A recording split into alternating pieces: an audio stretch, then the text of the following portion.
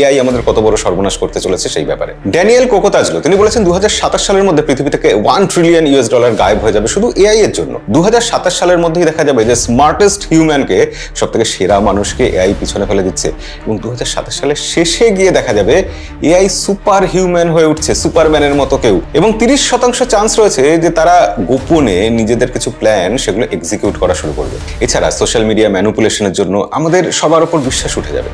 রাজনৈতিক দল হোক, নেতা হোক, কোনো স্টার হোক, কোনো সাধারণ মানুষ হোক বা আমাদের ফ্যামিলির মেম্বারদের প্রতি আমাদের বিশ্বাস নড়ে যাবে। এআই এমনভাবেই মানুষের গলা, মানুষের চেহারা সবকিছু নকল করে ফেলছে ক্রমশ এবং এআই যখন হিউম্যান ইন্টেলিজেন্সকে পিছনে ফেলে দেবে তখন সে কি করতে চলেছে সেটা আন্দাজ করা, তার চিন্তা ভাবনা বোঝার চেষ্টা করা, তার আচরণ সম্পর্কে আগাম ধারণা করা, এগুলো সবই মানুষের পক্ষে অসম্ভব হয়ে উঠবে।